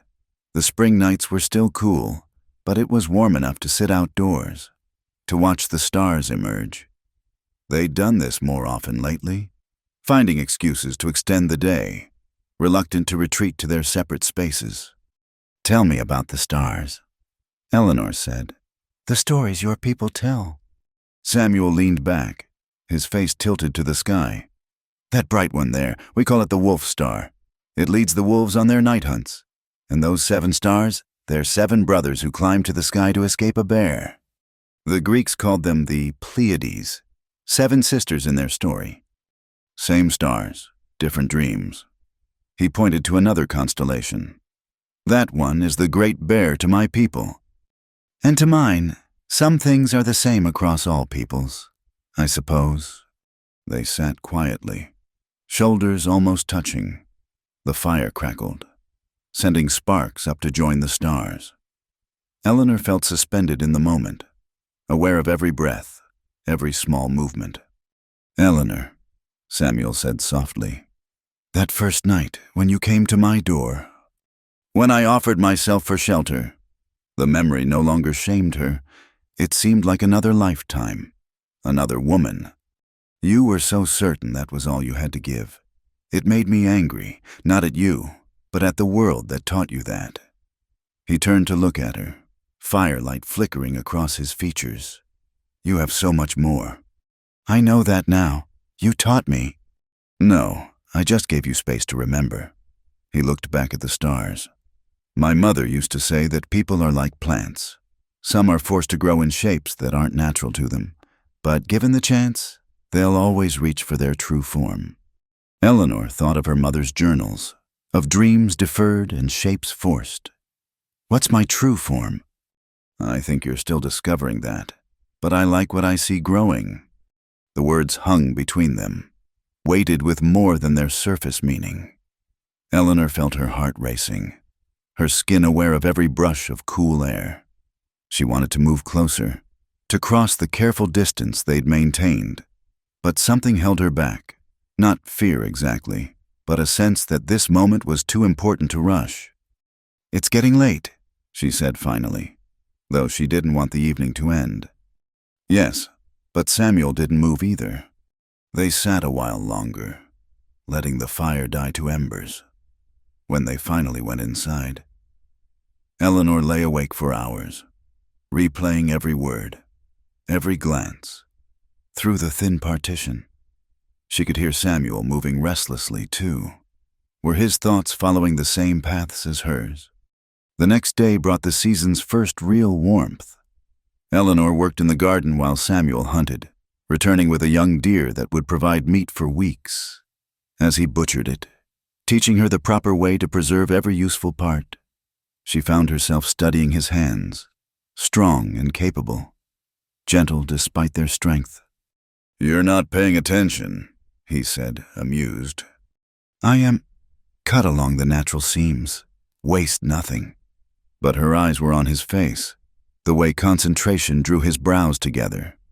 That night, after dinner, Eleanor brought out her mother's journals again. She'd been reading them in order, watching her mother's transformation from hopeful girl to settled wife. Tonight's entry was different. "Listen to this," she told Samuel. "Thomas kissed me today, not the careful kisses of our courtship, but something wild and hungry. For a moment, I forgot to be proper, forgot everything but the feeling. Is this what they warn us about? This forgetting? If so, I understand the warnings. But I think the forgetting might be worth it." She looked up to find Samuel watching her intently. "Your mother was brave to write such things." "She was brave in many ways I never saw." Eleanor closed the journal. "I used to think love was something quiet and proper, peaceful, but maybe it's supposed to be wild too." "Maybe it is." The air between them crackled like the fire. Eleanor stood abruptly, needing distance to think clearly. "I should prepare for bed." "Eleanor," her name on his lips stopped her. "Would you dance with me?" She turned, surprised. "Dance here now?" "Why not?" He rose, extending his hand. "No music needed, just us and the night." Heart pounding, she took his hand. He drew her outside, where the stars provided their ballroom and the wind their orchestra. It wasn't any dance she'd learned at church socials. This was something older, simpler. They moved together slowly, finding their rhythm. His hand was warm on her waist, hers trustingly placed on his shoulder. They'd touched before, helping each other over rough ground, passing tools and dishes, the casual contact of shared work. But this was different. This was choosing to be close. "I've wanted to do this for weeks," Samuel admitted quietly. "Maybe months." "Why didn't you?" "I told you there were no expectations. I meant it. I never wanted you to feel obligated." Eleanor pulled back enough to see his face. "And if I said I feel no obligation, only want—" His breath caught. "Then I'd say we should be very sure. This changes everything. Everything's already changed, from the moment you open that door." She raised her free hand to touch his cheek, feeling him lean into the contact. "I'm sure, Samuel. I've been sure for longer than I admitted, even to myself." He covered her hand with his, holding it against his face. "Eleanor, my wild, brave Eleanor." "Yes," she said simply.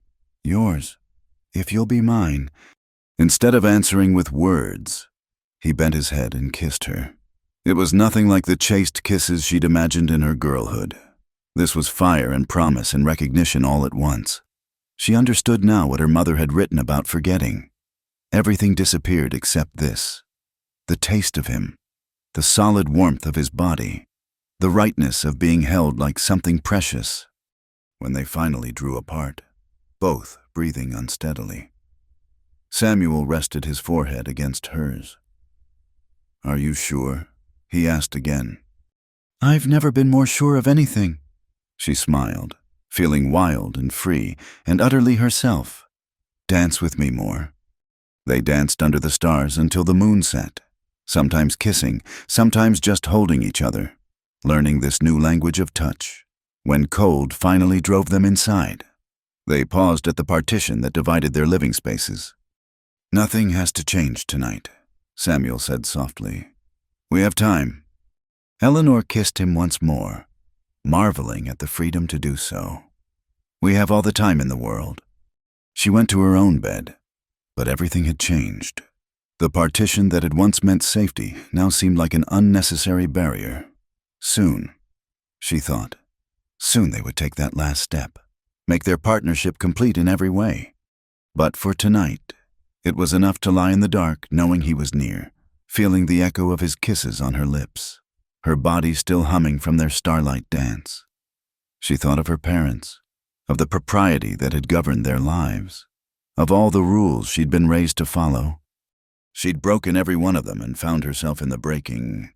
Tomorrow they would wake and work side by side as always, but now there would be stolen kisses over breakfast, touches that lingered, glances that promised.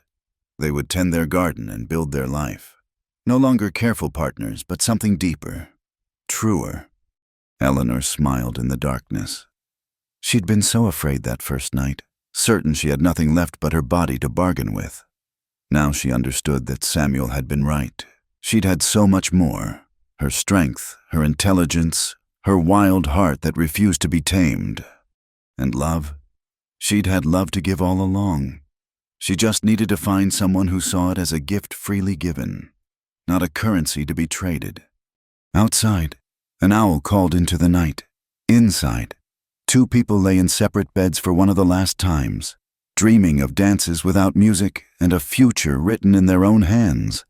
The spring that had awakened the earth had awakened them too, and there was no going back to winter's careful distance. Nor would they want to. Some things, once thawed, were meant to bloom. The spring market at Fort Laramie was in full swing when Eleanor and Samuel arrived with their wagon of furs and hides. It had been Eleanor's first long journey since arriving at the dugout. 5 days through country that shifted from plains to hills and back again. She'd loved every moment, the changing landscapes, the nights under stars, the easy companionship that had deepened into something richer since their dance. Now, faced with more people than she'd seen in months, Eleanor felt oddly displaced. The crowd, the noise, the smells of civilization, it all seemed foreign after the clean quiet of their home. "Stay close," Samuel murmured, his hand briefly touching the small of her back. "Markets bring all kinds." They found a spot to display their goods, Eleanor handling the negotiations as they'd planned. Her education served them well. She could figure prices in her head, keep track of credits and debits, and her refined speech gave her an advantage with certain traders. Several men looked surprised to find a white woman working alongside an Indian man, but Eleanor met their stares calmly. "Fine pelts," one trader admitted grudgingly. Your man knows his business. My partner, Eleanor corrected smoothly. And yes, we both do. By midday, they'd sold most of their goods for better prices than Samuel had ever gotten alone. Eleanor felt a flush of pride at contributing so tangibly to their success. They were using the profits to buy supplies for the coming season: flour, coffee, ammunition, and a few small luxuries like books and proper tea. It was while Samuel was negotiating for ammunition that Eleanor heard her name called. Her blood chilled as she turned to see William Hartley approaching through the crowd, his face red with drink and anger.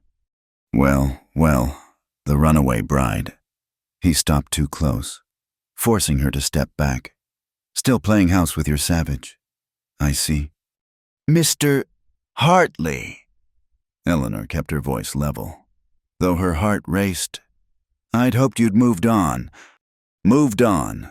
His laugh was ugly. You cost me money, girl. Made me look a fool. That's not something a man forgets. Any foolishness was of your own making. Now, if you'll excuse me. His hands shot out, gripping her arm. We're not done talking. Yes, we are. Samuel's voice came from behind Hartley, cold as winter wind. Remove your hand. Hartley spun, still gripping Eleanor. There you are, savage. Come to protect your white woman. I've come to trade, nothing more. Samuel's stance was relaxed, but Eleanor could read the tension in him. But if you don't release her, we'll have a different kind of business. You threatening me? Indian? Hartley's free hand moved toward his gun. Stop! Eleanor's clear voice cut through the rising tension. The market around them had gone quiet. People watching. Mr. Hartley, you're drunk and making a spectacle. Whatever grievance you imagine you have, this isn't the place. Grievance. His grip tightened painfully. You were bought and paid for. Eleanor moved then, using a trick Samuel had taught her. She twisted her arm down and away while stepping into Hartley's space, breaking his grip and setting him off balance. He stumbled, caught off guard. I am no one's property, she said firmly. Not yours, not any man's. I chose my own path, and I'll thank you to respect that choice. Hartley's face purpled. You little... That's enough. A new voice joined the confrontation. The older hired man from Hartley's winter visit stepped out of the crowd. Mr. Hartley, you're disturbing the peace. Time to move along. Morton, what are you doing here? Working for honest wages, not harassing women. Morton's weathered face was stern. The lady's made her position clear multiple times. A gentleman would accept it. Gentleman, Hartley sputtered. She's nothing but a... Careful, Samuel warned, his voice deadly quiet. Next words out of your mouth better be goodbye. The moment stretched taut. Eleanor could feel violence hovering like a storm about to break. Then the fort soldiers began pushing through the crowd, drawn by the disturbance. Hartley saw them too. He stepped back, straightening his coat. This isn't over, he told Eleanor.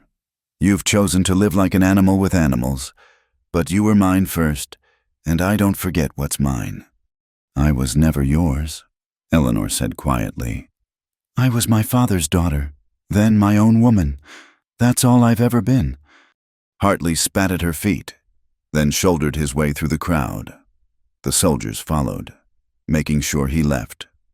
Gradually, the market noise resumed, though Eleanor could feel the weight of curious stares. You're shaking, Samuel said softly, his hand gentle on her elbow. I'm angry. And she was, furiously, brilliantly angry. How dare he? How dare he think he has any claim on me? Morton cleared his throat. Ma'am, I apologize for my former employer.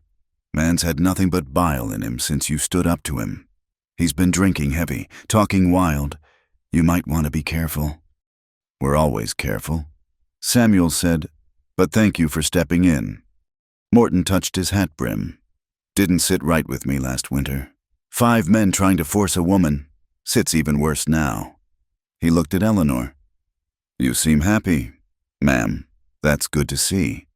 I am happy, Eleanor said, lifting her chin. Happier than I ever dreamed possible. Morton smiled. Then that's all that matters, isn't it?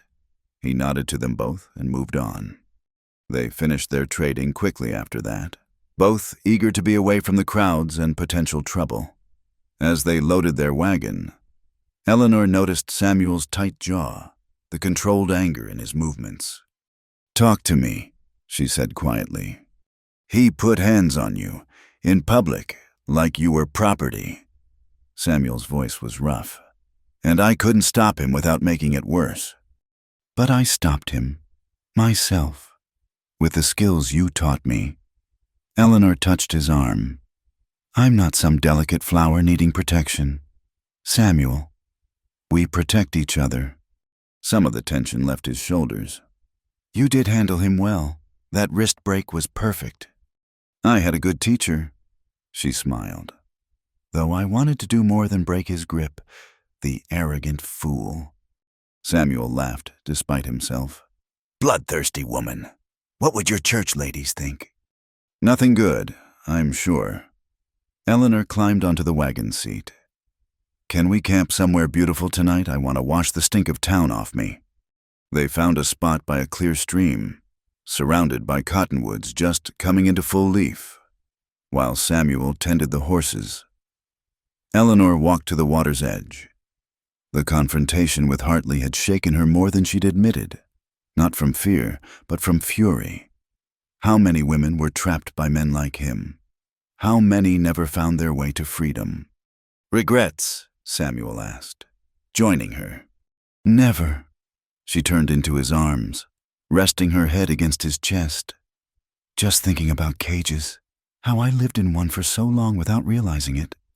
And now I know what freedom tastes like. I could never go back. She pulled back to look at him. Thank you for not stepping in immediately today, for letting me handle it first. It wasn't easy. Every instinct said to put myself between you and danger. But you didn't. You trusted me to fight my own battle first. She kissed him softly. That means everything. They made camp as the sun set, cooking fresh supplies from town over the fire. The simple meal tasted like a feast after days of trail food. As darkness fell, they sat together, Eleanor reading aloud from one of their new books while Samuel cleaned his rifle. We should set watches tonight, he said when she paused. Hartley was drunk and angry. Might do something stupid. Eleanor nodded. The encounter had reminded them both that their chosen life, while free, wasn't without dangers. I'll take first watch. You sure? I'm too wound up to sleep anyway. She set the book aside. I keep thinking about what Morton said, that Hartley's been talking wild. What if he comes to the dugout? Then we'll deal with him. Samuel's voice was matter-of-fact. Our home, our land, our rules. He has no power there. Our home, Eleanor repeated softly. I love how that sounds. Samuel set aside the rifle and drew her close. It is ours. Everything we've built, everything we're growing, no one can take that away. They sat in silence, listening to the night sounds, the stream gurgling over stones, an owl calling in the distance, the horses shifting peacefully nearby. Eleanor thought about the girl who'd stumbled through a blizzard, ready to trade anything for warmth. That girl could never have imagined this. Partnership, respect, love freely given and received. I choose you, she said suddenly. Every day, with every breath. Not because I have to, not because there's nowhere else to go, but because this life we're building is exactly where I want to be. Samuel turned her face to his, kissing her deeply. When they parted, his eyes were bright with emotion. And I choose you, my wild Eleanor, today and always. Later, taking her watch while Samuel slept, Eleanor sat with the rifle across her lap and watched the stars wheel overhead. She thought of her parents, hoping they could somehow know she was safe and loved. She thought of her mother's constrained dreams and felt grateful for her own freedom to dream as large as the sky. Hartley was out there somewhere, nursing his wounded pride and drunk grievances. But he seemed small and pitiful compared to the life she'd found. Let him rage. Let the proper people gossip. She had work she loved, a partner who saw her truly, and a future she was writing with her own hands. The owl called again, closer now. Eleanor smiled and settled in for her watch. Guardian of their small kingdom. Tomorrow they'd travel home, back to the dugout and the garden and the life they were nurturing together. But tonight, she was exactly where she needed to be, free and fierce and fully herself, with the stars as witnesses and love as her guide. Summer had painted the plains golden when Eleanor stood at the edge of their expanded garden, watching Samuel work on the new addition to the dugout. They'd decided to build a proper wooden extension, not for separation anymore, but for the family they hoped to have someday. The thought made her touch her still flat belly, wondering if this month might bring the change they'd been hoping for since their quiet wedding ceremony 2 months ago. It hadn't been a church wedding. No minister would have blessed their union. Instead, they'd pledged themselves to each other at sunrise by the stream where they'd camped that night after the market, with the sky as their cathedral and the birds as their choir. Samuel had placed a ring of braided sweetgrass on her finger, and she'd given him her mother's silver cross to wear. They'd written their own vows, speaking words that meant more than any traditional ceremony could have. "You're smiling that secret smile again," Samuel said, pausing in his work to wipe sweat from his brow. "Just thinking about beginnings," Eleanor replied, walking over with a cup of cool water. "How many times can one life begin again?" "As many times as we choose, I think." He drank deeply, then pulled her close despite his sweat-dampened shirt. "Any particular beginning on your mind?" Before she could answer, they heard horses approaching. Samuel tensed, reaching for the rifle that was never far away these days. But it was Morton who crested the hill, accompanied by another man Eleanor didn't recognize. "Afternoon, folks," Morton called, dismounting. "Sorry to trouble you, but thought you should hear this proper." The stranger dismounted too, a thin man with the look of a townsman about him.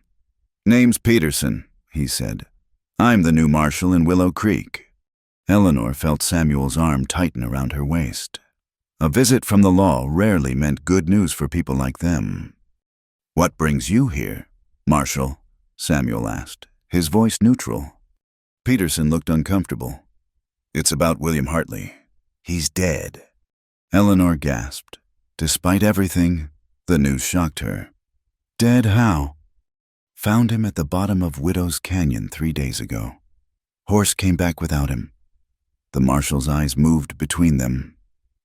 "Thing is, before he died, he'd been talking, said he was coming out here to reclaim his property.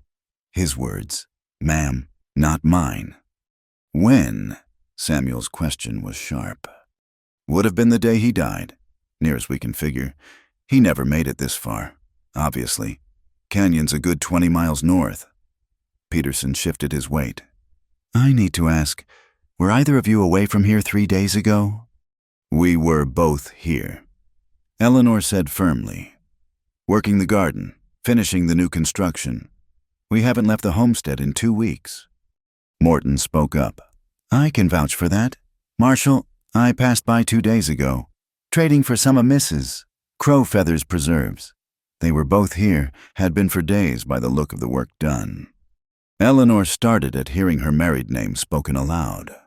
They'd been calling themselves married since the ceremony, but hearing it acknowledged by others still felt new. Peterson nodded slowly. Figured as much. Hartley was drunk as a lord when he left town, according to witnesses. Probably pushed that poor horse too hard on dangerous ground.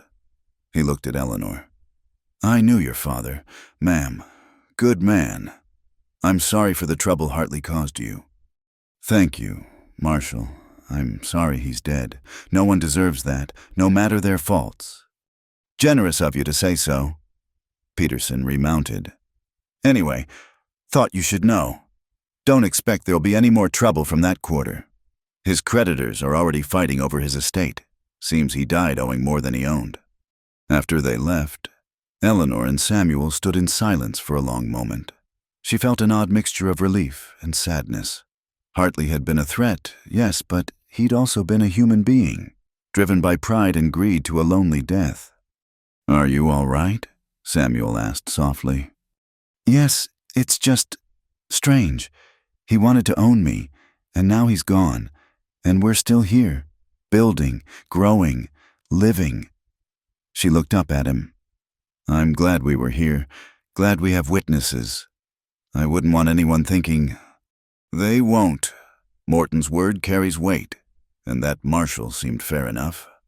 Samuel kissed her forehead. "It's over. Eleanor, that part of your past can't touch you anymore." That evening, they sat outside watching the sunset paint the sky in shades of rose and gold.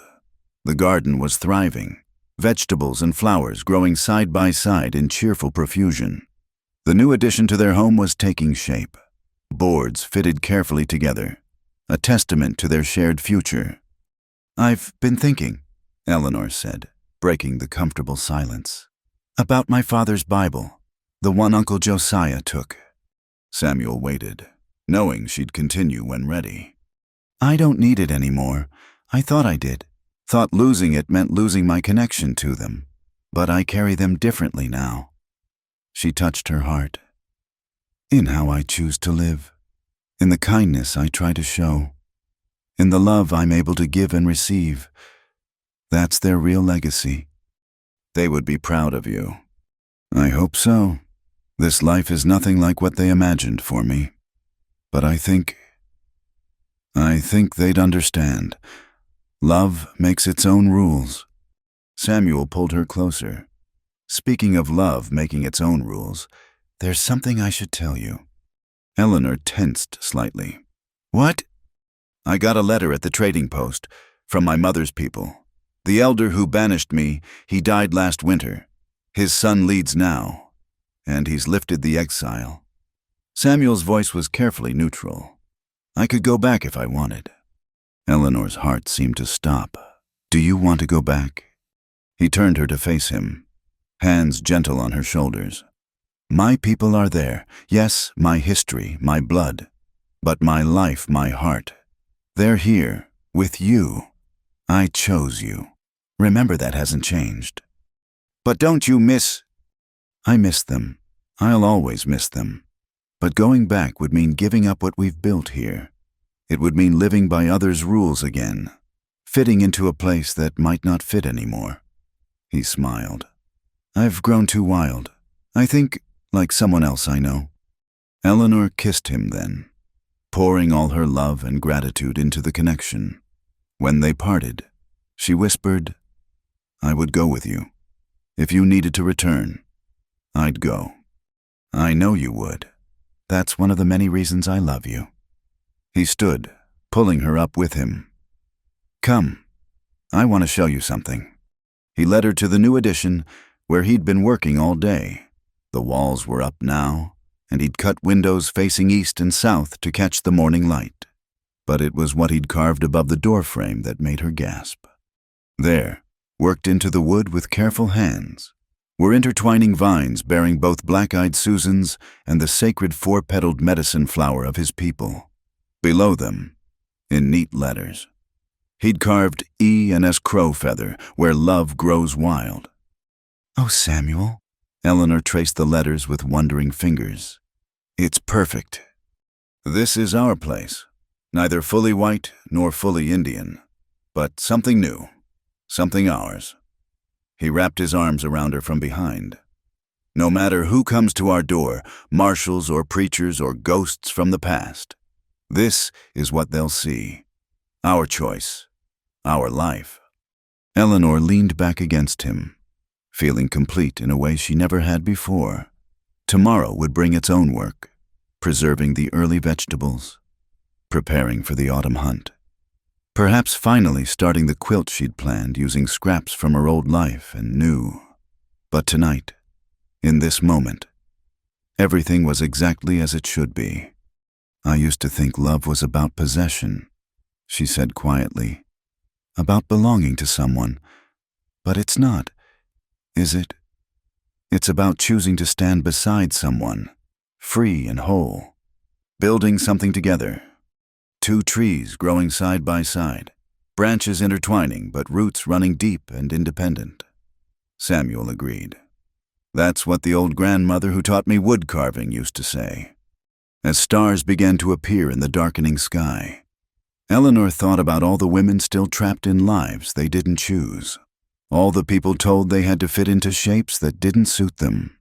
She'd been lucky to find Samuel. Lucky to survive that storm. Lucky to discover her own strength. No, not lucky. Brave. She'd been brave enough to walk into the unknown. Brave enough to accept help when offered. Brave enough to choose an unconventional life. And Samuel had been brave enough to see her as a person. Not a possession to be claimed or a soul to be saved. "What are you thinking?" Samuel asked, feeling her contemplative mood. "That I want to write it down, our story, so that someday someone might read it and know that there are different ways to live, different ways to love." She turned in his arms. "Would that be all right to share our story?" "It's your story to tell," he said, "though I think it's bigger than just us now. It's about freedom, about choosing love over fear, about finding home in unexpected places." "Yes," Eleanor agreed, "all of that." They went inside as full darkness fell, to their home that smelled of sage and wood smoke and the herbs hanging from the rafters. Eleanor lit the oil lamp and pulled out paper and ink, traded for at market, saved for something important. "How does it begin?" Samuel asked, settling beside her. Eleanor thought for a moment, then smiled, and began to write. "She offered everything to survive," he said. "Keep it. Rest by my fire." It was a beginning that held their whole story. Desperation transformed into dignity. Survival becoming love. Two people choosing to rewrite the rules rather than live by them. Outside, the wind sang across the plains. And inside, two hearts beat in rhythm as the words flowed onto paper. Their story was just beginning. Really, there would be children, God willing. There would be challenges and joys, harsh winters and abundant summers. There would be more people like Morton who saw them truly, and others who never would. But through it all, they would have this, the life they'd chosen, the love they'd grown, the wild freedom of being exactly who they were meant to be. And that, Eleanor thought as she wrote, was the greatest gift of all. Not safety or propriety or social approval, but the chance to grow wild and free, roots deep and branches reaching always toward the light. The lamp burned steady as she wrote. Samuel beside her, their shadows dancing together on the wall. Two lives intertwined by choice, not chance. Two hearts that had learned the difference between being kept and being cherished. Two souls writing their own story, one careful word at a time. Thank you for listening to this story. I'd love to hear where you're listening from. Please leave a comment below and share your thoughts about Eleanor and Samuel's journey. If you enjoyed this tale of love and freedom in the Old West, please subscribe to Wild West Stories 1850 like this video, and hit the hype button to help more people discover these stories of courage, choice, and unconventional love in the American frontier.